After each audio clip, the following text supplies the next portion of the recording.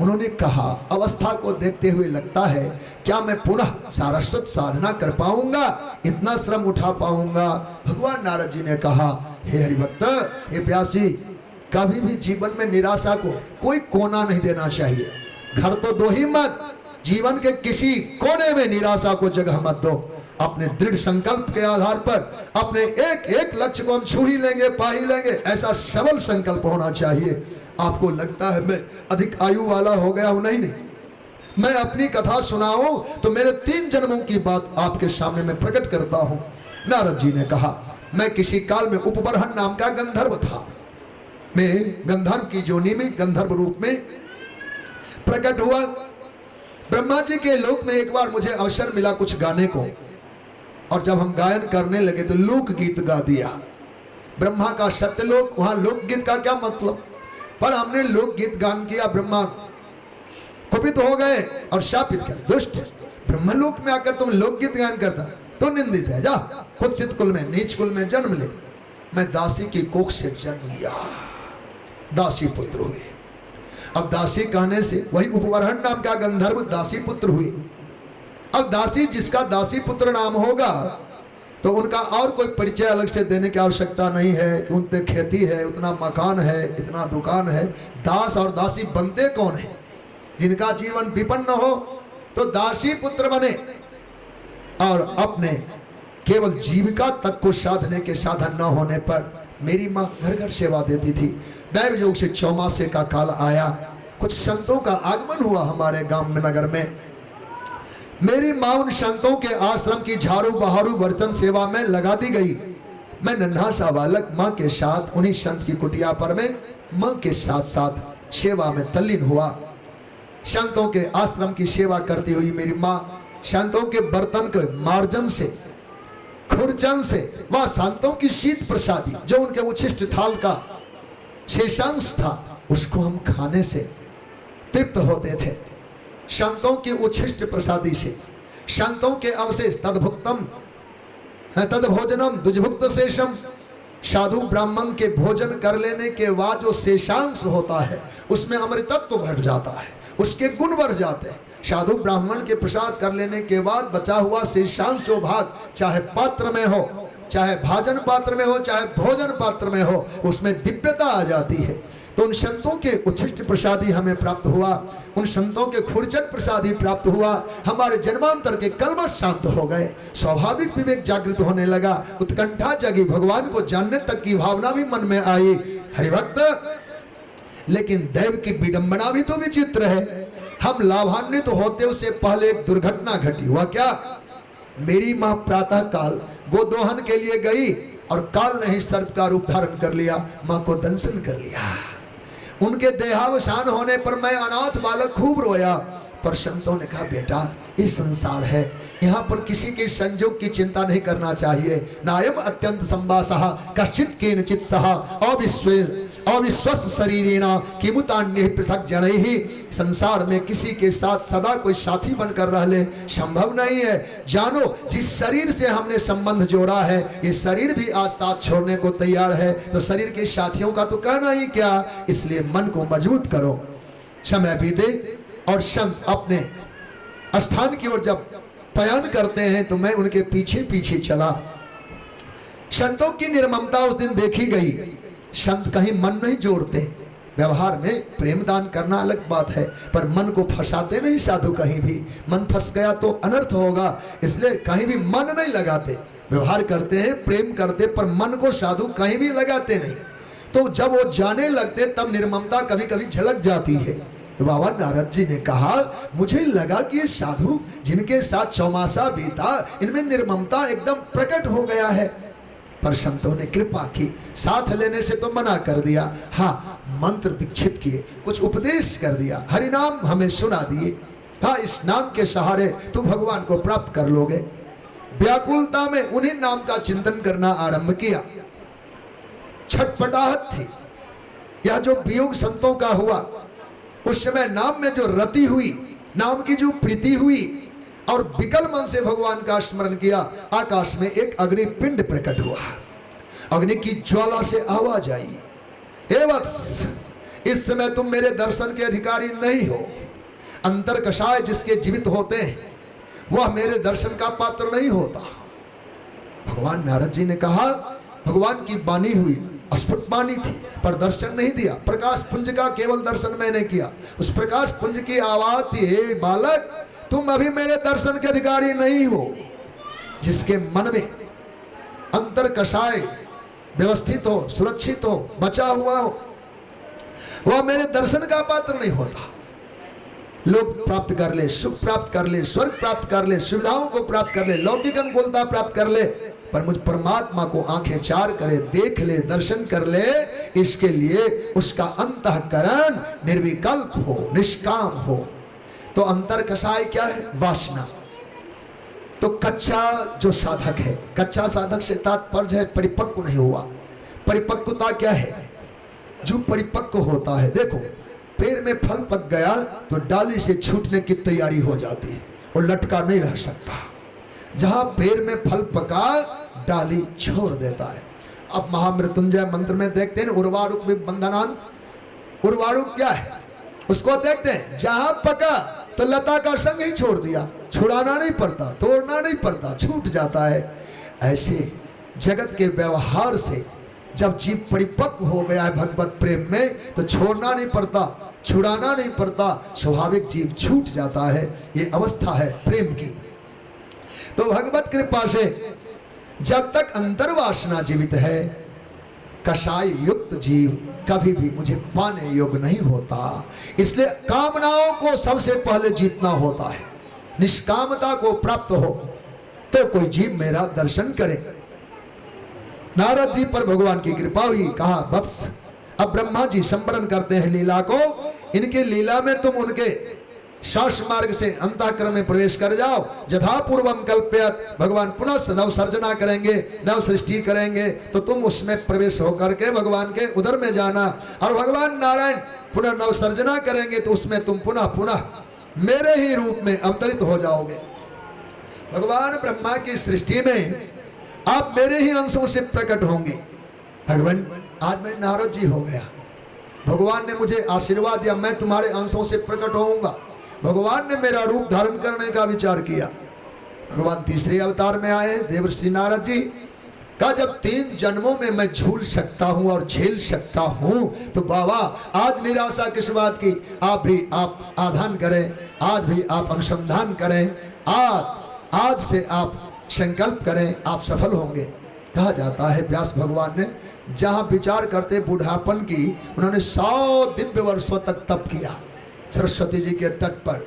100 वर्षों के बाद जब समाधि खुली उनकी, तब फिर लेखनी ने इस पावन ग्रंथ की रचना आरंभ किया, जो श्रीमद् भागवत गाथा के रूप में प्रकट हुआ। बोलो भक्तवत्सल भगवान की जय।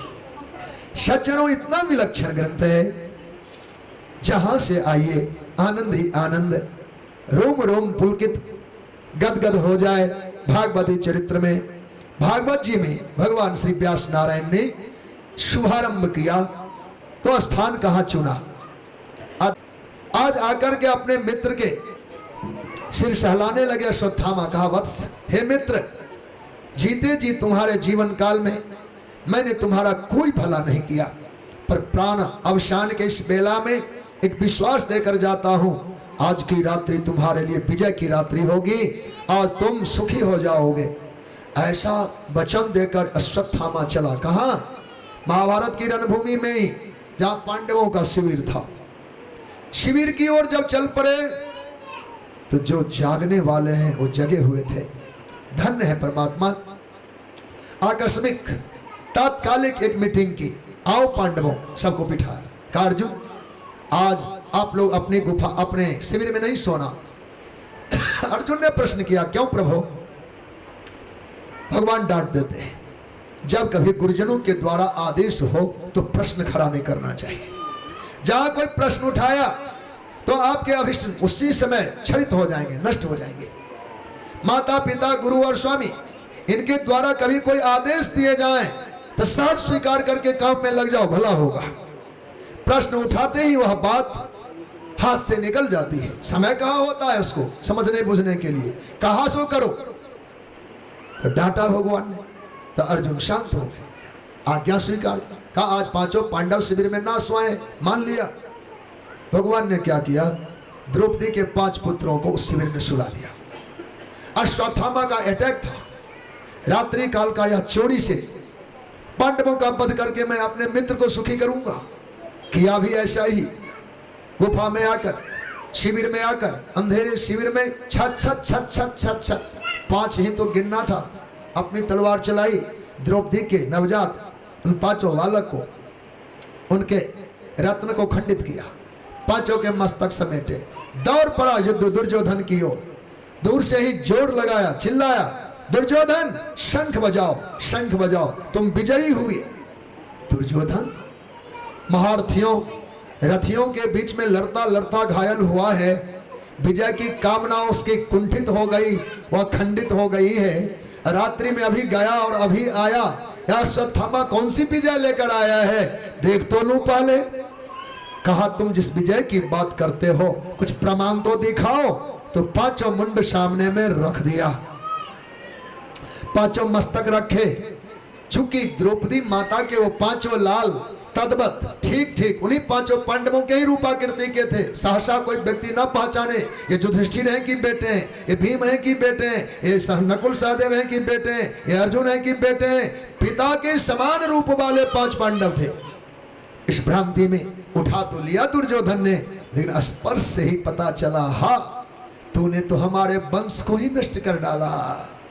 आहत हुआ दुर्योधन और तब कहने लगा कि तूने हमारे कुल का नाश कर डाला। मैं 100 भाइयों में इकलौता, 99 भाई मेरे काल के मुख में जा चुके और मैं अवसान की ओर हूं। एक विश्वास मेरे मन में था, मैं देह त्याग करता हूं विश्वास से। वह क्या विश्वास था कि मेरे भाई पांडवों के पुत्र की परंपरा तो रहेगी और इनके द्वारा दिए गए पिंड और पानी से हमारे पूर्वजों का उद्धार होगा। पर आज तुमने रास्ता ही बंद कर डाले, मेरा भरोसा ही खंडित कर डाला, मेरे जीवन का कोई उम्मीद ही शेष नहीं रहने दिया। ये पांडव के 5 लाल तुमने खंडित कर डाले। तुम मेरी आंखों से ओझल हो जा। तिरस्कृत किया अश्वत्थामा को। हे हरिभक्तों, कितना प्रेम हमारे व्यवहारिक जीवन में अपनों को मिलना चाहिए, इस कथा से प्राप्त हो रहा है। दुर्योधन शत्रुता में जीवन बिता दिया, वनवास अज्ञातवास कटवाया, पर उसके प्रति इतनी ममता थी, एक विश्वास था कि भले शत्रुता में हमारा जीवन बीता है पर परलोक में इसका पानी काम आएगा। बोलो भक्त वत्सल भगवान। अभी पानी दान वाला यह प्रकरण चल रहा है। श्राद्ध पक्ष की परंपरा का हम सब आदर करते। सज्जनों, आज लोग चाहे जिधर जाना चाहे, स्वतंत्रता है, धर्म की स्वीकृति में बंधन नहीं है, मनमानी है। परिवार वालों को तो कह सकते हैं, अपनों को तो कह सकते, पर सबको नहीं कह सकते तुम इस धर्म का पालन करो। तो लोग विभ्रमित होकर के दिशा विदिशा इधर उधर भटक रहे हैं। आपको यह बात ज्ञात हो कि सनातन धर्म जैसा कोई धर्म जगत में नहीं है, बल्कि धर्म एक हो, सनातन है ही धर्म एक जो सनातन है। इसकी दिव्यता का अनुभव करना चाहें, अभी के प्रसंग के अनुरूप अभी श्राद्ध पक्ष की कथा को देखिए। यदि कोई हरिभक्त अपने पितरों को जल देते होंगे, उसमें एक मंत्र आप सब पढ़ते होंगे सरकार, ये अवांधवा जे बांधवा जे अन्य जनमणि बांधवा। ज्यादा विस्तार नहीं करते, इसी पर रोक लेते हैं। मंत्र में कहा जा सकता था जे बांधवा, फिर कहा था जे अवांधवा, पर मंत्र की शुरुआत कहां से है? जे अवांधवा, जो हमारे बंधु बांधव नहीं है मैं उनको जल दे रहा हूं। हमारे बंधु हैं उनको जल दे रहा हूं। ऐसा होता तो स्वार्थ लगता सनातन धर्म का, पर ऐसा त्यागी धर्म, औरों के लिए धर्म, परहित का धर्म सनातन धर्म, जिसमें कहा जे अवांधवा, हमारे बंधु नहीं, हमारे अपने नहीं, मैं उनको जल देता हूं। अवांधव में शत्रु भी आ जाते हैं। अवांधव नहीं, जे अवांधव है, बंधु नहीं है तो बंधु इतर है, बंधु के परे हैं, तो उसमें शत्रु भी आ गए। जे अवांधवा का फिर बांधवा जे, और जो हमारे बांधव है उनको तो दे ही रहा हूं। फिर कहा इतना ही नहीं, सनातन धर्म है अन्य जन्मनि बांधवा, हमारे किसी जन्म में कोई बंधु रहे हो उनके लिए मैं जल दे रहा हूं, आज मेरे जल से वो तृप्त हो जाएं। सज्जनों, एक एक टुकड़ी देता हूं आपको। फिर उन्होंने कहा अतीत कुल कोटि नाम। कुल जानते हैं? कुल कहाँ होता है? 7 पीढ़ियां बीत जाए तो कुल में हम लोग जाते हैं। 3 पीढ़ियों में पिंडज होते हैं, संपिंड कहलाता है। 3 पीढ़ियों में तो पितरों का मिलाने करते हैं लोग। इसके ऊपर 7 बीतने पर कुलज हो जाते हैं, और 10 पीढ़ी जब बीत जाए तो गोत्रज हो जाते। हमारे गोत्र के हैं। ऐसे बीते हुए अतीत कुलकोटि नाम, हमारे करोड़ों कुल जो बीत गए हों। कहा केवल इसी नगर में नहीं, इसी देश में नहीं, सप्तद्वीप निवासी नाम। आज 7 महादेश समझ सकते हैं, सप्तद्वीप ना समझो तो 7 महादेशों में व 7 महाद्वीपों में कहीं भी हमारे बीते हुए करोड़ों कुल का कोई जीव आया हो, मैं उनके लिए जल देता हूं, तृप्त हो जाए। फिर भी संतोष नहीं हुआ, कम है। अब भी तो हम लोग कुल की ही बात कर लिए, भले करोड़ों कुल की बात की। यह सनातन धर्म की व्यापकता नहीं है। सनातन धर्म इससे भी विशाल है। वह क्या का ब्रह्मस्तंभ पर्यंतम, मकोड़े से लेकर ब्रह्मा पर्यंत के लिए हम जल देते हैं, चींटी से ब्रह्मा तक का जीव तृप्त हो जाए। अब बताओ सनातन धर्म आपका कितना व्यापक है, कितना आदरणीय है। आपने कभी समझा? नहीं समझा। आज हम लोग टूटते जा रहे हैं, टूटते जा रहे हैं। हमारी संख्या घटती जा रही है। गिनती के हिसाब से तो हम अरब की आबादी में हैं, पर जिसको सनातन धर्म हम कहें, इस आधार पर हमारी कोई गणना हो तो हमारी संख्या बहुत अल्प हो रही है। हमारी बुद्धि में भ्रामकता आ गई है। हम भगवान को जल्दी पाना चाहते हैं। जल्दी भी पाना चाहो तो सनातन धर्म से पहले किसी धर्मात्माओं को भगवान मिलने वाला नहीं है। किसी भी धर्म में इतना जल्दी भगवान मिल नहीं सकते। और आप जानते हैं सनातन धर्म आम धर्म है, आम धर्म है, राजधर्म है। राजधर्म उसको कहते हैं, वह आम धर्म उसको कहते हैं जिसमें किसी के लिए कोई परहेज ना हो। यहाँ पर में किसी प्रकार के हिंद दिन को छूट बंधन नहीं रखा गया, आप आ नहीं सकते। यहाँ कंडीशन कोई नहीं लगाया गया, किसी क्वालिटी के लोग ही भक्त हो सकते हैं। इसमें निषाद भी भक्त हो सकता है, शबरी भी भक्त हो सकती है, व्याध भी भक्त हो सकता है, खस जवन जर आदि भी भक्त हो सकते हैं। सबको आजादी दी गई है, तुम आओ भक्ति करो, भगवान की सेवा करो, भगवान को प्राप्त कर लो। ये आजादी सनातन धर्म की है। सज्जनों, ऐसे व्यापक धर्म को समझने की आवश्यकता है। आप जानते हैं जिन जिन धर्मों के ओर इधर दक्षिण में तो बहुत नुकसान हुआ है हमारे सनातन धर्म का। लोगों ने छलावे में आकर धर्म का त्याग किया है। आप जानते हैं सनातन धर्म की व्यापकता बता दूं, आपने सुदामा जी का नाम कभी सुना है? भागवत की कथा में बार बार नाम सुने होंगे। सुदामा जी के लिए लोग आमतौर पर आकर बड़े गरीब ब्राह्मण थे, पर उन्होंने भगवान को पाया कि नहीं पाया? पा लिया। अच्छा, आपने राजा मनु का नाम सुना है? चक्रवर्ती सम्राट महाराज दशरथ के चरित्र सुनेंगे। ये लोग राजा थे कि नहीं थे? भगवान मिले अथवा नहीं मिले? हमारा धर्म अमीर के लिए भी और गरीब के लिए भी, राजा के लिए भी और रंग के लिए भी, ब्राह्मण के लिए भी और चांडाल के लिए भी है। इस धर्म में किसी के लिए प्रतिबंध नहीं कि कोई ना इसका आदर करे, कोई इससे अपना भला न कर सके। और बहुत सारे धर्म है, उसमें कहा गया है जिन अमीरों को यहाँ आदर है, अब भूल भ्रांति से भटकते हैं। कहा सुई की फाल से हाथी का निकलना तो संभव है, पर एक अमीर को संसार से तरना कठिन है। अब बताओ, अमीर को बर्खास्त कर दिया कि नहीं कर दिया? हाथ सुई की फाल से जिससे धागा निकालते हैं लोग, उससे हाथी निकल जाए, पर दुनिया का अमीर चाहे कि मैं तर जाऊंगा तो ये संभव नहीं है। हम नहीं कुछ चर्चा करते हुए कहना ये चाहेंगे, लोग सिद्धांत रहित जीवन जीते हैं। सनातन धर्म को समझिए और अपने आदर्शों का पालन करिए। आपके भक्ति में अमीर भी रंगते हैं और गरीब भी रंगते हैं। अरे भाई, और तो छोड़ो, बानर भालू नाच नाच करके भगवान को पा लिया, मनुष्य की तो कथा ही छोड़ो। बोलो भक्त वत्सल भगवान की जय। हमारे यहाँ गिद्ध नाम का पक्षी भगवान को पा लिया है। हम मनुष्य की बात करने नहीं जा रहे। ये आम धर्म है, ये राजधर्म है। मनुष्य तो मनुष्य ही ठहरा, इसमें जाति पाति भी नहीं बांटते। आओ, पशुओं का नाम गिनाया बानर भालू, अब पक्षियों का नाम गिनाया तो जटायु और शामपाती गिद्ध था। गिद्ध किसको कहते जानते? कहीं मनुस्मृति पढ़ाओ तो मनुस्मृति के अंतिम खंड में लिखा है, किसी के घर पर गिद्ध यदि बैठ गया, कितना निकृष्ट जीव है गिद्ध नाम का पक्षी, आज अभाव हो गया है। गिद्ध नाम का पक्षी किसी महल पर, किसी झोपड़ी पर बैठ गया तो घर के मुखिया को वह धरती, धन और मकान तीनों छोड़ देना पड़ेगा। वो बेच भी नहीं सकता, उसका त्याग करके कहीं अन्यत्र जाके घर बसावे। अगर गिद्ध ने डेरा डाल दिया, घर के छत पर गिद्ध बैठा तो धरती, धन और भूमि का त्याग करना पड़ता है। इतना निंदित पक्षी है गिद्ध, इतना निंदित पक्षी है। इन गोविंद ने जटायु की धूल जटान सो झाड़ी, जटाओं की धूल जटान सो झाड़ी। भगवान अंगोछा से मैल नहीं उतार रहे हैं, अपनी जटा खोल के जटायु की मैल, उनकी मिट्टी को उतार रहे हैं। ऐसे न तो भगवान आपको मिलने जा रहे हैं, न ऐसा परंपरा, न ऐसे धर्म आपको कहीं और मिलने जाएगा। बोलो सत्य सनातन धर्म की जय। श्री राधे गोविंद भजो मन श्री राधे, श्री राधे गोविंद भजो मन श्री राधे, श्री राधे गोविंद भजो मन श्री राधे, श्री राधे गोविंद भजो मन श्री राधे, श्री राधे गोविंद भजो मन श्री राधे, श्री राधे गोविंद भजो मन श्री राधे, श्री राधे गोविंद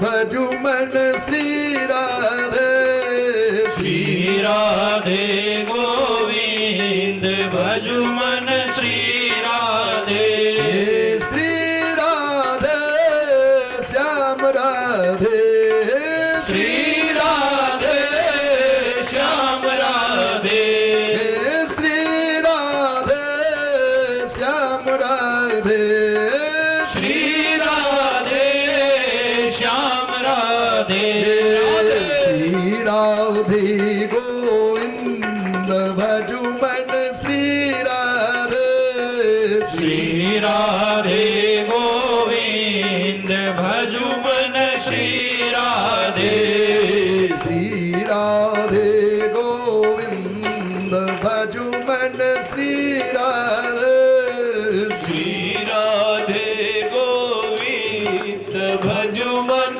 श्री राधे, श्री राधे गोविंद भजो मन श्री राधे, श्री राधे गोविंद भजो मन श्री राधे, श्री राधे गोविंद भजो मन श्री राधे, श्री राधे गोविंद भजो मन श्री राधे। श्री राधा गोविंद भगवान की जय, भक्त वत्सल भगवान की जय। पुण्य सलीला गोमती गंगा जी के तट पर परम भागवत महाराज श्री सूत जी महाराज शौनकादि ऋषि मुनियों को भगवान की पावन गाथा भागवती चरित सुनाते हैं। हे हरिभक्तों, आज अश्वत्थामा पांडव के 5 पुत्रों का वध किया है। भगवती द्रौपदी ने प्रातः काल अपने पुत्र को जब जगाने गई तो वह विकल हो गई, पुत्र के शोक में विह्वल हो गई। छटपटाती हुई स्वामी अर्जुन के पास आई। अर्जुन द्रौपदी की व्यथा को सुन समझकर संकल्प लिया, देवी द्रौपदी, जिस आताताई के द्वारा हमारे इन बालकों का वध हुआ है, मैं उसे बांध के लाऊंगा। उनकी पीठ पर बैठ करके आप अपने बाल धोना और पुत्र को तिलांजलि देना। ऐसा संकल्प किया अर्जुन ने। उत्तर दिशा की यात्रा गोविंद के साथ की और अश्वत्थामा पकड़ लिए गए। अश्वत्थामा को रथ में बांधकर लाया गया। घसीटते हुए अर्जुन लाए। राजसभा में द्रौपदी माता ने जब देखा गुरुपुत्र अश्वत्थामा बांध कर लाए गए हैं, चीख उठी और अपने स्वामी अर्जुन को दुत्कारने लगी। स्वामी, आपने आज क्या कर लिया? अपनी पवित्रता को आपने कैसे धूमिल कर लिया? हे आर्ज, यह उचित धर्म नहीं। आज आपने उनका अपराध किया है जो सदा पूजनीय है। का द्रौपदी अश्वत्थामा है, इसने ही तुम्हारे पुत्र का वध किया है। एक हत्यारा के न्याय से इसको हमने बांध करके तुम्हारे अपराधी के तौर पर तुमको सौंपा है। धन्य है मां द्रौपदी। ये भारतीय माताओं की अंतःकरण की विशालता है। जिस माँ के 5 पुत्र नष्ट हो जाएं, क्या इतना धीरजवती हो सकती है जैसा कि माँ द्रौपदी ने धीरज रखा? उन्होंने कहा, स्वामी आपको आज जो कुछ प्राप्त है ये गुरुकुल की कृपा ही है। गुरु द्रोण के प्रसाद से आपने शास्त्र और शास्त्रों की सांगोपांग विद्या प्राप्त किया था। उन्हें गुरु द्रोणाचार्य के पुत्र अश्वत्थामा हैं। आप तो भले गुरुपुत्र के रूप में पहचाने हो अथवा आपने हत्यारा माना हो, पर मेरी आंख आज गुरु द्रोणाचार्य का दर्शन कर रहा है। पिता वही पुत्रो जायता, पिता की आत्मा ही पुत्र के रूप में जन्म ले लेता है। इसलिए पुत्र के अनेक नामों में एक नाम है आत्मज। आत्मा का जनन हो जाता है, आत्मा ही पुत्र रूप बन जाता है, इसलिए आत्मज उनका नाम सिद्ध हुआ। इसलिए ये पुत्र भगवान श्री द्रोण के हैं, ये गुरु पुत्र नहीं साक्षात गुरु द्रोण है। और इतनी ही श्रद्धा से इनका हमको मान करना चाहिए। और रही बात अपराध की, तो मेरे 5 लाल आज छाती सूना करके चले गए। मैं अपनी अंचल खाली इस समय देख रहे हो। मैं नहीं चाहती कि किसी और भारतीय माता का गोद सुना हो।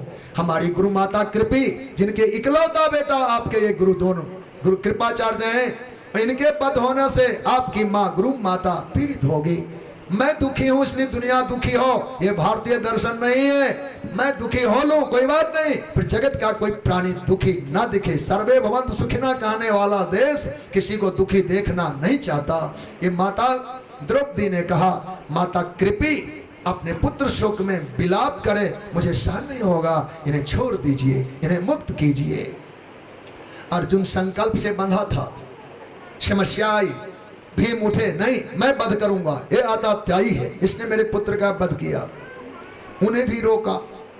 अब भगवान गोविंद ने कहा, अर्जुन आताताई को कभी छोड़ना नहीं चाहिए और ब्राह्मण का कभी वध नहीं करना चाहिए।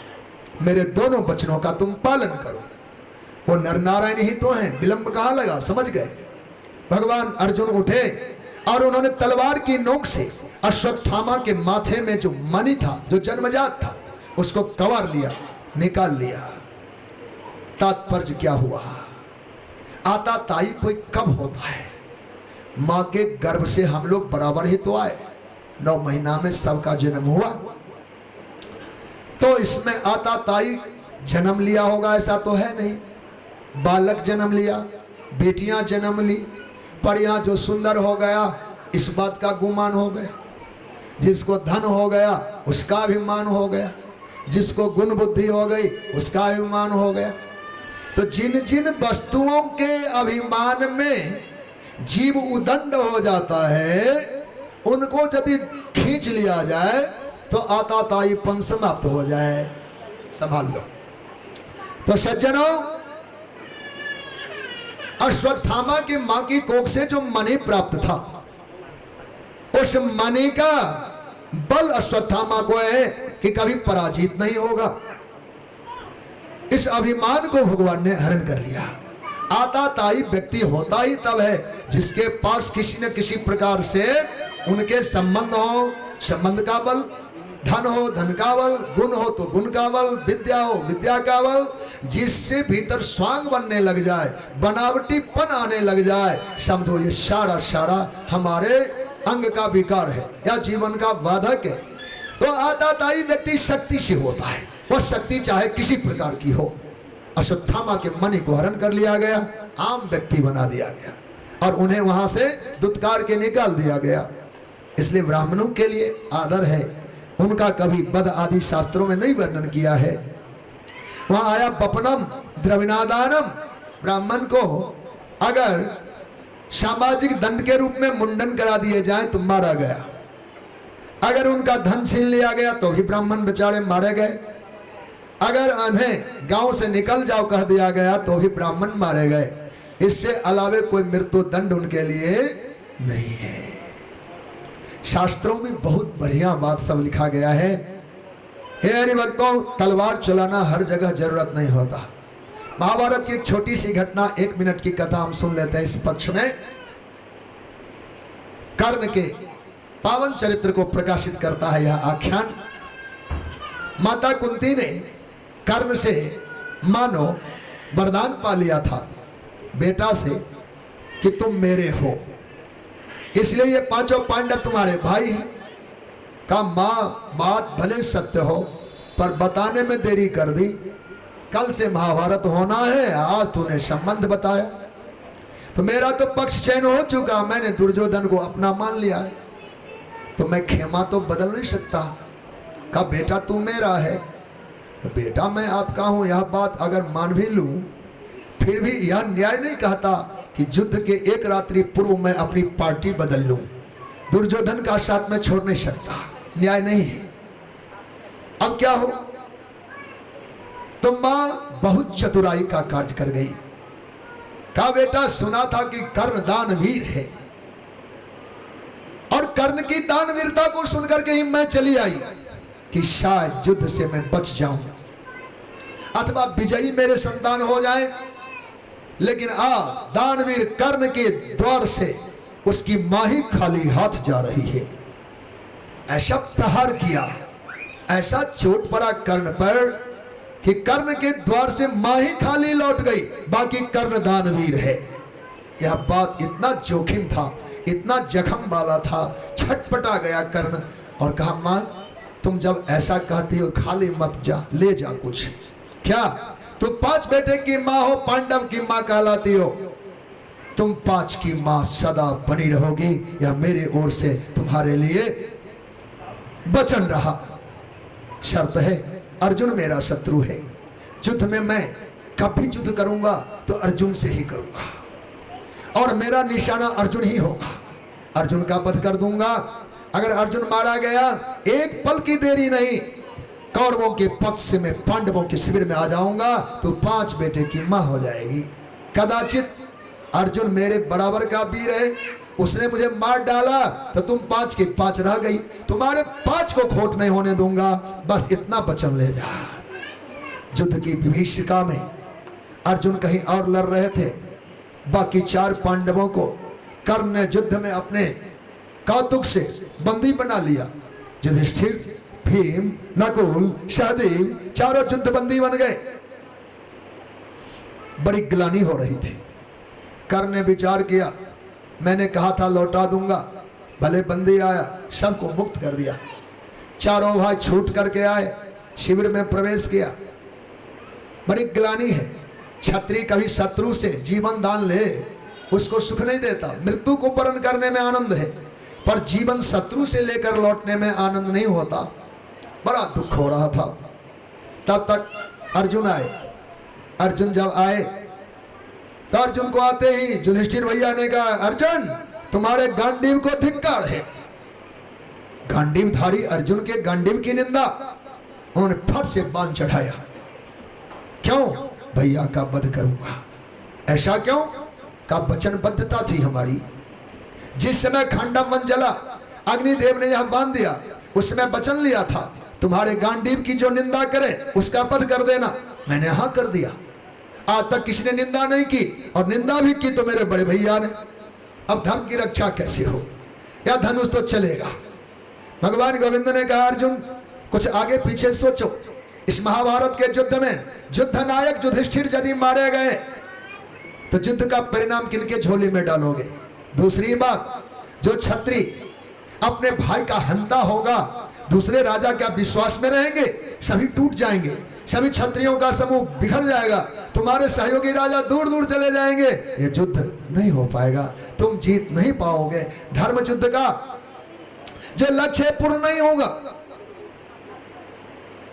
अर्जुन घबराए, मैं क्या करूं? क्या देखो भाई का वध करना चाहते हो, मेरे पास उपाय है, इनकी निंदा करो। इन्होंने ऐसा किया, इन्होंने ऐसा किया, कोई भी कमजोरी उनके जीवन की नजर में हो, बोल जाओ सभा में मेरे भैया ऐसा, मेरे भैया ऐसा, मेरे भैया ऐसा, इनकी निंदा जी भर के कर लो। चूंकि भगवान ने कहा है, अर्जुन ने ऐसी ही निंदा की। निंदा कर देने के बाद बड़ा दुख हुआ कि मैंने आज भगवान की आज्ञा लेकर के भाई का वध किया। निंदा ने किया, वध किया। चूंकि बागवान से ही बांधना था, वध करना था, भगवान की आज्ञा थी। बड़ों की निंदा होना ही उनकी मृत्यु है। वो सरसज्जा और सज्जा की आवश्यकता नहीं है। अपने से बड़ों की निंदा आपने कर दी तो उनको जीना और मरना बराबर का है। तो निंदा आपने किया है। तो अर्जुन वहां से लौटे, भागे शिविर में, अब फट तलवार गर्दन पर चढ़ाई। कन्हैया को पता था अर्जुन है, कुछ कर लेगा। आए पीछे से हाथ पकड़ा, क्या करते हो अर्जुन? कहा आत्महत्या। आत्महत्या क्यों? कहा आपकी आज्ञा से मैंने भाई का हत्या तो कर लिया, भाई का वध करने वाला जगत में जीने का अधिकारी कहां है? मुझे अब जीने का कोई हक नहीं रहा, इसलिए मैं आत्महत्या करूंगा। भगवान विचित्र संकट में इस समय है।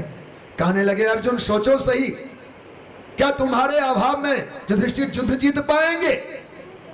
युद्ध के तुम महारथी हो, सभी राजा महाराजा देश देश से आए हैं, अर्जुन पर केंद्रित है, सबकी आंख अर्जुन पर है। युद्ध का विजेता आखिर अर्जुन ही है। तुम्हारे जीत ही युधिष्ठिर के धर्म साम्राज्य का संस्थापक होगा, ऐसे में ऐसा न करो। तो भगवान श्री अर्जुन ने कहा तो क्या मैं पापी बनकर जीऊं? आखिर भगवान अपने भैया का वध तो हो ही गया। का तुम आत्महत्या ही चाहते तो कर लो, मैं तुम्हें भी उपाय देता हूं। वह क्या? का अपनी प्रशंसा कर लो, मैंने ये कर दिया, मैंने वो कर दिया, मैंने इतना किया, मैंने इतना दिया, मैंने इतना किया, मैंने इतना किया। जो कुछ जीवन में अब तक तूने किया है उसकी प्रशंसा करो तो अभी सभा में लोग सुन लेंगे। अर्जुन ने भगवान के कहने से आत्म प्रशंसा की, और यह आत्म प्रशंसा ही आत्महत्या है। तो युद्ध में भगवान ने तलवार चलने नहीं दिया, बड़ों को मारने के लिए निंदा, और छोटे अपने आप आत्महत्या चाहे तो आत्म प्रशंसा। तात्पर्य है कितना विमल धर्म है हमारा, कहीं किसी प्रकार से हत्या आदि का तो नाम ही नहीं आने देते, परिवार टूट न जाए, इसमें बचने बचाने के बहुत सारे सामग्री भरे पड़े हैं भागवत ग्रंथ में, समय समय से लाभ लेंगे। बोलो भगवत सर भगवान की जय। सज्जनों, अश्वत्थामा अपमानित होकर के वहां से निकाल दिए गए तो उसका उनके मन में विरोध आया, और 5 ब्रह्मास्त्र एक साथ प्रहार करते हैं पांडवों की ओर। पांडव दहकते हुए वान को देखकर घबराए, यह क्या? भगवान गोविंद ने कहा अश्वत्थामा का कोप है, यह दहकते वान तुम्हारे वध के लिए आ रहे हैं, कोई इसका समाधान का कुछ भी नहीं। ब्रह्मास्त्र है, अमोघ होता है, इसका फल घटता नहीं, नष्ट नहीं होता, ये तो कुछ कर दिखाएगा। भयभीत हुए पांडव तो भगवान कहते तुम अभय के पक्ष में हो, निर्भय हो जाओ। भगवान की छाया में भय, सर्वोपायोविद भगवान का नाम है। अमोघ को भी मोघ कर सकते हैं भगवान, कुंठित कर सकते हैं भगवान, इसलिए भगवान ने कहा निश्चिंत हो जाओ। तुम्हारे तर्कस में तो ब्रह्मास्त्र है ना, कहा बस उसका अनुसंधान कर। भगवान को प्रणाम किया अर्जुन ने, अपने एक बाण चलाए, पानों को 5 को समेट करके अपने थ्रोन में डाल लिया।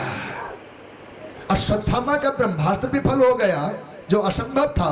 चिंता हुई, योगी भी थे वो, योग पूर्वक देखने लगा इन पांडवों का मैं अब क्या बुरा कर सकता हूं, पांडवों का क्या अहित संभव होगा। ऐसे में योग पूर्वक देखा, आहा, देवी उत्तरा के गर्भ में अभिमन्यु की शक्ति पल रहा था।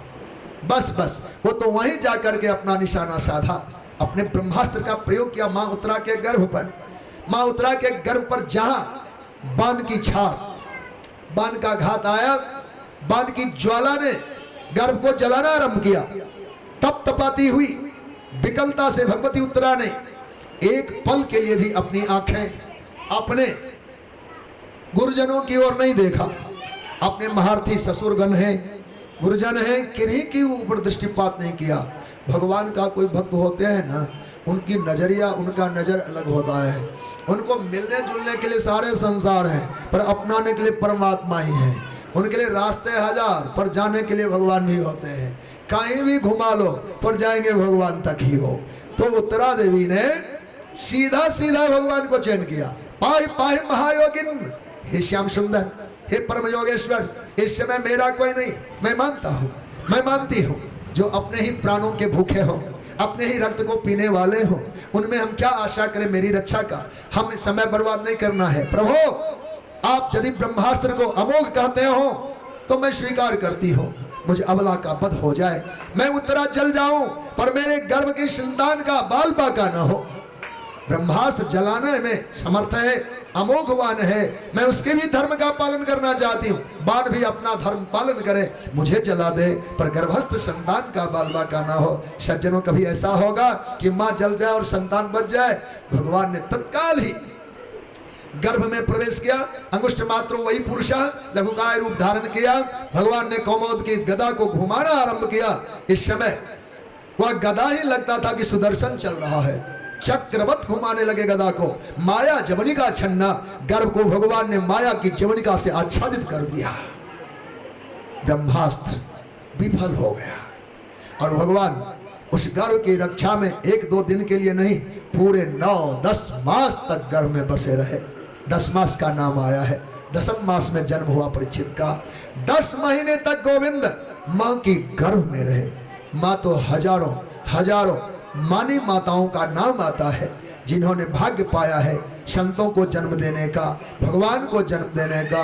पर धन्य है माँ तेरा जिन्होंने भक्त और भगवान दोनों को गर्भ में 9-10 मास रख लिया। बोलो भक्त वत्सल भगवान की जय। भक्त परीक्षित, भगवान गोविंद दोनों 10 महीने तक माँ तेरा के गर्भ में बैठे हैं। ऐसे अद्भुत चरित्र का चिंतन है हरिभक्तों। परीक्षित की रक्षा हुई गर्भ में। आज माता कुंती ने भगवान का वंदन किया। बहुत सारे मंत्र हैं, बहुत सारे मंत्रों में स्तुति गान किया है। कहा हे गोविंद, आज मैंने आपको जान लिया। पिता गुरुस्त्वम, आप पिता हैं, आप पितामह हैं, आप गुरु हैं, आप इष्ट हैं। ईश्वर बोध दिया। ईश्वर कहते ही भगवान खिलखिलाकर हंसने लगे। कहा बुआ वही मैं हूं, वही मैं हूं। कौन? आपके भाई का बेटा, भतीजा आपका। का भतीजा वाली बात कह करके तो जीवन भर हम ठगाते रहे। तत्व का परिचय होने के बाद अब झुठलाना ठीक नहीं लाल। आप जो हो मैंने आज देख लिया। उत्तरा के गर्भ में गोविंद के प्रवेश धर्म को भगवती ने देखा कि ये भगवान कैसे द्वारिकानाथ आए, क्या स्वरूप बना, कैसे प्रविष्ट हुए। इस दशा को देखने वाली साक्षात दृष्टा भगवती कुंती कहती मैं आज भूल नहीं करूंगी कि फिर से भतीजा मान लूं। आपको मैंने देखा है, आप कौन है। आहा, बहुत से मंत्रों में प्रार्थना कर अंत में वरदान की बारी आई तो वरदान मांगा। विपदा संतुना शाश्वत तत्र तत्र जगत गुरु भवता दर्शनम नूनम और पुनर्भव दर्शनम। हे नाथ मैं आपसे मांगती हूँ। मांगने वाली बात माँ करे, कुंती माता को मांगना पड़े। का बुआ आप मांगो हमसे। कहा लाल आज मुझे मांगने का मन करता है। तो भगवान ने कहा अपेक्षा आपकी जो भी हो, चाहे जो मन करे मांगो माँ। भगवती कुंती ने मांगा विपदा संतु शाश्वत, हमें विपत्ति चाहिए। भगवान सहम गए। क्या मांगा आपने? विपत्ति। द्रौपदी माता, भगवती कुंती माता के जन्म से लेकर अब तक विपत्तियों की कोई कमी रही क्या? जन्मी कहीं, पली कहीं, ब्याही गई, दुख हुआ, बच्चों के दुख, युद्ध का दुख, वनवास का दुख, दुख की तो झड़ी लगी रही जीवन में। पर आपने फिर से दुख ही मांगा। का भवता दर्शनम नूनम। जब जब जीवन में दुख आया है गोविंद आप मेरे साथ थे, आप मेरे साथ थे। यह जो सन्निधि ब्रह्म का मिलता रहा, मैं नहीं मानती कि कोई दुख था मुझे, पर गोविंद का वियोग हो जाए वो कैसा सुख। कड़िए सुख को होई दुख, कहो वह कैसो शयान। वह सोने को जारिए जाते टूटे कान। गहने लोग गढ़ाते हैं सुंदरता के लिए। कोई आभूषण पहने या कान कट जाए तो वह गहना किस काम का हुआ जो कान ही काट दे। तो जीवन में सुख के लिए कुछ करे और दुख हो जाए, या संपदा, या राज, या वैभव। आपने भी युधिष्ठिर को सत्तावान बनाया, पर आप जाने की बात करें हे गोविंद आपसे हम अलग जी नहीं सकते।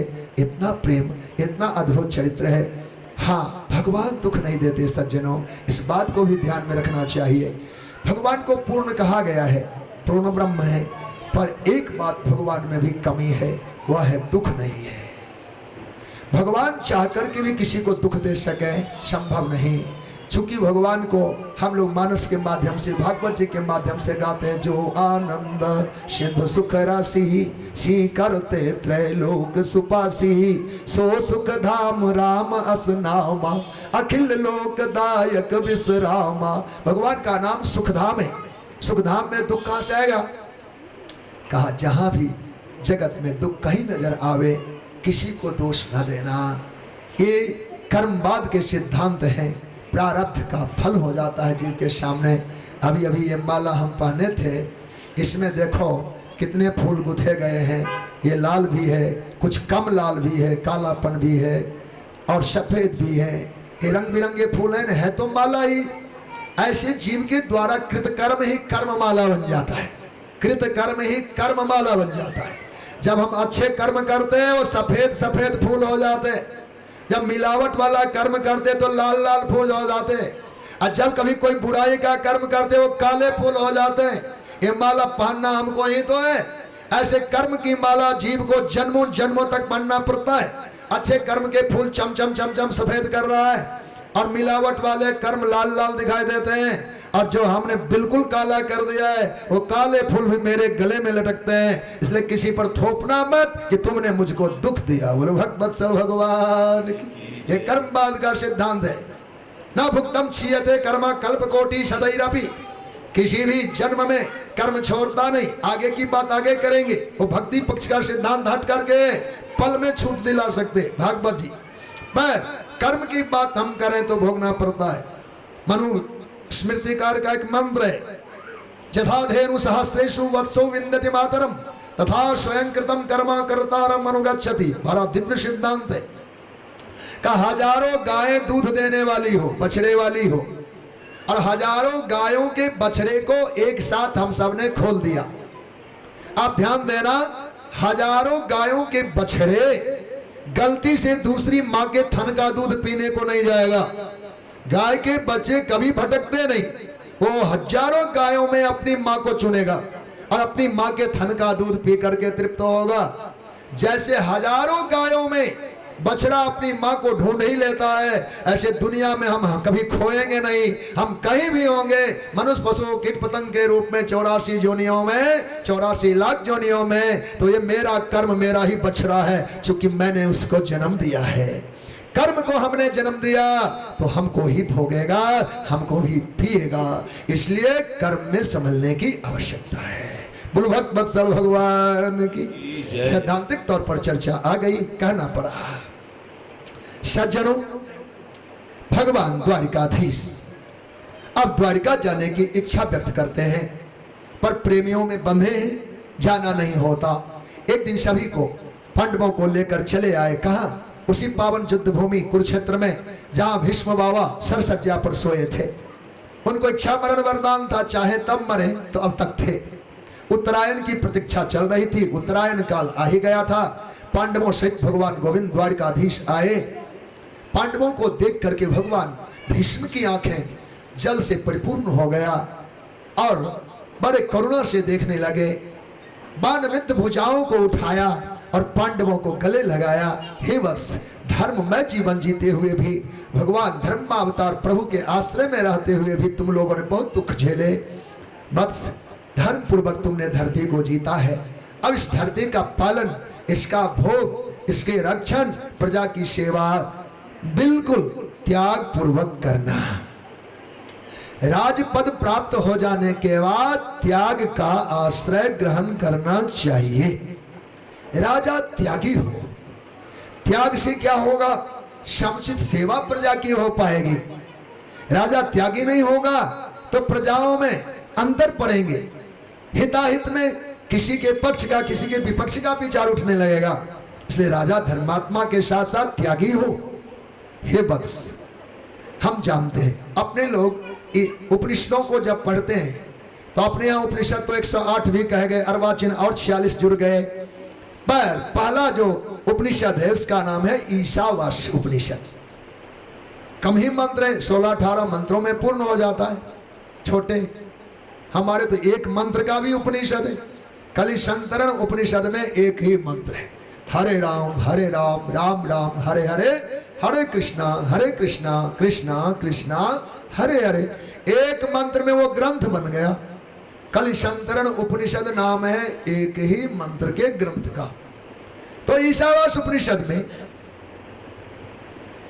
मंगलाचरण समेत 18 मंत्र हैं। तो उनमें पहले मंत्र पर विचार कर लेते हैं। पहला मंत्र भगवान निवेदन करते हैं, ईशावास्यमिदं सर्वं यत्किंच जगत्याम जगत तेन त्यक्तेन भुंजीथा मागृधा कस्य शुद्धनम। सज्जनों, ईशावास्यमिदं सर्वं यत्किंच जगत्याम जगत, इस जगत का यत्किंचित भाग है जो दृश्य अदृश्य कोई भी हो, अणु से परमाणु, परमाणु से नीचा भी तत्व नहीं बना पर हो, वहां तक की जो छोटे छोटे जागतिक सृष्टि है, जीव का विस्तार है, आपका ईश्वर वहां भी छाया हुआ है। ईशावास ईशावास ईशावास, वह ईश्वर आच्छादित है, वह परमात्मा छाए हुए हैं। यद किंच जगत्याम जगत, इस जगत का वह किंचित भाग, छोटा सा हिस्सा भी परमात्मा से हटकर नहीं है, परमात्मा से विलग नहीं है। अब हम कहाँ चोरी करेंगे, कहाँ छुपाव करेंगे, किससे पर्दा करेंगे? कि वो बहुत आंख वाला सहस्र शीर्षा है, सहस्रपात है, सहस्राक्ष है, सहस्र का यहाँ हजार गणना नहीं है। अगर भगवान के सहस्र मुख हो और सहस्र ही आंख हो तो भगवान काने हो जाएंगे ना। हजार मुख में 2000 आंख होना चाहिए, इसलिए सहस्र की गणना अनंत मूलक है। यहाँ अनंत सिर है, अनंत भुजा है, अनंत नेत्र है परमात्मा के। तो आज अनंत दृष्टा परमात्मा किंचित भाग में भी हमको देखते हैं। हम क्या करते हैं, कैसा करते हैं, हेतु से, किस हेतु से करते हैं। इसलिए जत किंच जगत्याम जगत, तो अब हमको क्या करना चाहिए? अरे घर का मालिक यदि सावधान हो, बड़े लोग सामने हो तो कुछ भी करते, चोरी करने लगते कि नहीं, या समझ जाते ठीक अभी ऐसा करेंगे ठीक नहीं रहेगा। ऐसे परमात्मा कोने कोने में विद्यमान है, कभी भी कोई भूल चूक होने लग जाए संभल जाओ, अरे वो भगवान देख ही रहे हैं। तो तेन त्यक्तेन भुंजे था माँ गृधा कश्य धनम, इस संसार को भोगो भोगो भोगो, पर त्याग करते हुए, त्याग पूर्वक भोगो। त्याग पूर्वक भोगना क्या होता है? कहा अपना प्रसाद कन लो, औरों का छोड़ो। अपना प्रसाद कन लो, औरों का छोड़ो। हक की वस्तु लो, खाओ पियो भोगो बांटो, औरों का छोड़ो। यही हुआ त्याग। त्याग का मतलब दुखी होना नहीं होता, त्याग का तात्पर्य होता है अपना प्रसाद कन लो, हक हिस्से की वस्तु लो, खाओ पियो भोगो बांटो, पर दूसरे का कन ना लो, दूसरों की छोड़ो। सज्जनों, तेन त्यक्तेन भुंजी था, हाँ आसक्त मत हो जाओ, इसमें मन को डूबा मत दो। अगर डूब रहा है मन तो मन से पूछो तुम डूबते क्यों? यह धन किसका है? जिस हवेली में हम लोग रहते हैं ये कभी किसी और का, पिताजी का, पिताजी से पूछ लो, कहा हमारे पिताजी का, उनसे पूछ लो, हमारे पिताजी का। कि पिता की परंपरा का कभी अंत होगा? होगा। कब होगा? जब परम पिता से जुड़ जाएंगे। ये मंडल बना है, यहाँ छत है, इसमें घंटे लटका दीजिए, शाकलों के संबंध से घंटा बजेगा। तो शाकल और घंटे के बीच में क्या है? कड़ियों की परंपरा है। तो घंटों से संबंध रखने वाला शाकल का एक एक कड़ी हमारे पूर्वजों की कड़ी है। और यह जो छत है वही तुमेव माता च पिता तुमेव, वह जगदात्मा है। इसलिए संपूर्ण सृष्टि का भोक्ता पहले से चर्चा में आ रहे हैं। तो ईशावास्मिदम सर्वम जत किंच जगत्याम जगत, इसलिए भोग पूर्वक जगत का त्याग, त्याग पूर्वक जगत का भोग करे। बहुत सारी कथाएं हैं इस मर्म को समझने के लिए। मानव अगर वस्तुतः जीवन जापन सीख जाए तो आनंद कहीं से ढूंढना नहीं पड़ेगा, आनंद आपके घर में जन्म ले लेगा। अनेकों मंत्रों में विचार किया गया है, त्याग मूलक चिंतन किया गया है। पांडवों को बढ़िया बढ़िया उपदेश भगवान भीष्म ने दिया। देखो, एक सेर आटा दाल से प्राय सभी लोगों का पेट भर जाता है। कि ज्यादा कोई पाते हैं? एक सेर से ज्यादा कोई लोग नहीं पाते होंगे, प्रस्थ मात्र में ही शेर भर ही काफी है हम लोगों के लिए। अच्छा, हम लोग मानते हैं कि हम लोग तो छोटे ही रह गए, एक ही घर है, एक ही दुकान, एक ही मकान, गांव में भी पद पद भी छोटा ही रहा, पर कोई राजा बन गया तो बहुत बड़ा हो गया। नहीं नहीं, अब हम आपको राजा से मिलाते हैं अभी अभी कि राजा कैसे होते हैं। और राजा की छोड़ो, महाराजा, महाराजा यानी चक्रवर्ती सम्राट कैसे होते हैं वो? काम मानो इस समय चक्रवर्ती माने धरती का सब राजा जिसके अधीन हो वो चक्रवर्ती कहलाते हैं। तो जो चक्रवर्ती सम्राट होंगे तो कहाँ रहते होंगे? धरती में सैकड़ों देश हैं, किसी एक देश में क्या राजा पूरे देश में सो लिया होगा क्या? नहीं नहीं, किसी एक देश को चयन करेगा। भारत में लाओ, भारत की सीमा छोटी नहीं, उत्तर दक्षिण पूर्व पश्चिम विशाल विस्तार का भारत है।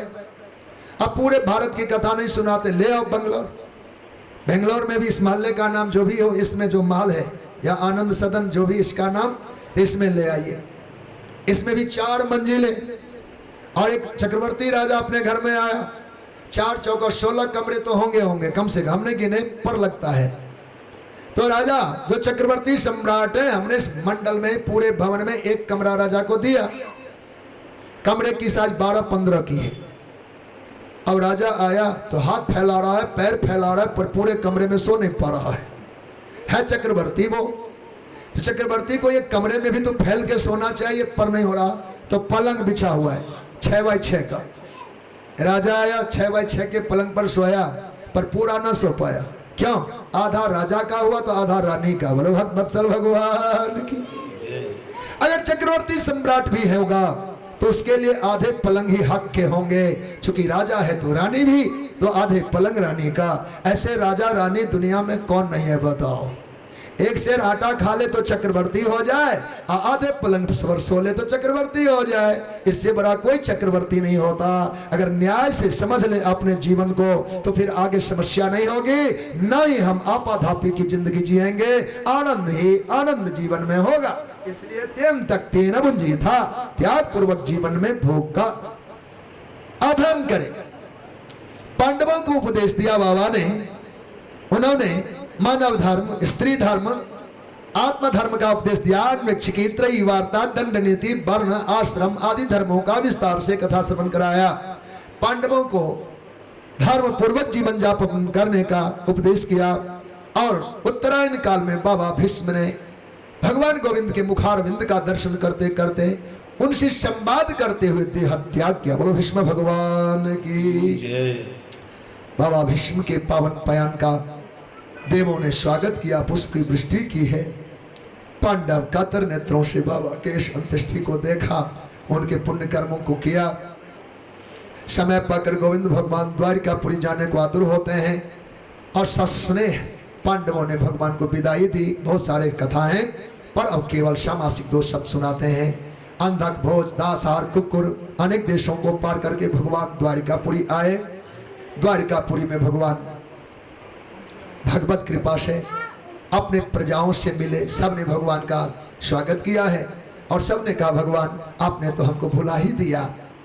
कोई आपको कहे कि आपने मुझे भुला दिया, इससे ज्यादा प्रभावी कोई शब्द नहीं होता वाणी का।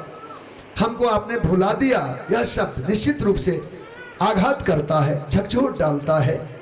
भगवान माता पिता गुरुजनों से मिलकर अपने शास्त्रों रानियों से जाकर मिले। द्वारिकापुरी में भगवान का भव्य स्वागत हो रहा है। महाराज परीक्षित का धराधाम पर अवतरण हुआ। महाराज परीक्षित के अवतरण होते ही, प्रकट होते ही जन्मोत्सव के समय युधिष्ठिर 5 पांडवों ने बहुत ही उत्सव मनाया। दैवज्ञ ज्योतिषियों को बुलाया गया। उस समय ब्राह्मणों को प्रचुर दान दिया गया। यह प्रजातीर्थ काल कहलाता है।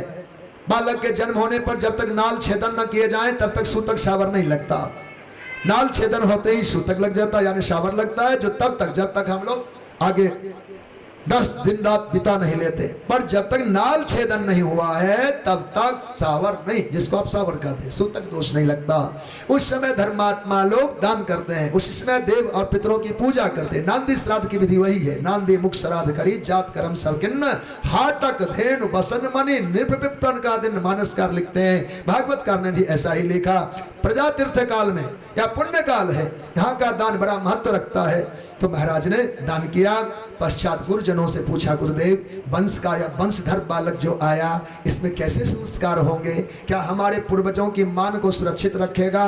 कहा महाराज ये राजा यह बालक आपका पूर्ण धर्मात्मा होगा। या पृथ्वी के समान आश्रयदाता और क्षमावान होगा, समुद्र के समान गंभीर होगा, अग्नि के समान दुर्धर्ष होगा, मर्यादा पुरुषोत्तम प्रभु श्री राम के समान ब्राह्मण भक्त होगा, प्रहलाद के समान भक्तिमान होगा। पूरे इतिहास में किसी की तुलना की गई प्रहलाद से तो महाराज परीक्षित की। कहा महाराज प्रहलाद के समान भक्तिमान आपका पुत्र होगा। इतना ही नहीं, अपने ही दादा रंतिदेव, पूर्वज में रंतिदेव एक राजा हुए, उन्हें रंतिदेव के समान अतिथि से भी होगा। रंतिदेव राजा ने अपने सर्वस्व दान कर दिया। भोजन के लिए कोई भी साधन नहीं है। अद्भुत कथा है आपकी, आपके दर्शन बहुत अमोघ हैं। 48 दिन तक राजा को पानी पीने को नहीं मिला। अंदाजा करो, 48 दिन रात बीत चुके, जल नहीं, भोजन नहीं। 49वें दिन एक थाली भोजन, एक लोटा पानी आया। जब आया तो मानो बच्चों के साथ मिलकर पाना ही चाह रहे थे, तब तक में चांडाल अतिथि आया। भोजन का भाग उनको देना पड़ा। अब जल का भाग रह गया। पति पत्नी और पुत्र उस जल को बांटकर पीना ही चाह रहे थे।